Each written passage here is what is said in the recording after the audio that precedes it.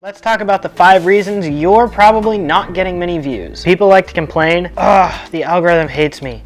Viewers hate me. I don't have enough money for this. I'm just unlucky. Content creation is just like anything else in life. The reason you're failing is 100% your fault. You're not putting in the effort to improve your content and your videos. You have to learn to be an entertainer. So noobs complain, professionals evolve. So let's get started. Number 1, your editing is boring. There's lots of spaces and empty gaps. Cutting is important. Most people leave too much blank space and time, and they don't make the videos engaging. Learn J-cuts. Watch other YouTubers and see how they place their cut. Put B-roll and cut the video so that it's smooth and flows. Reason number 2 is your music and sound effects.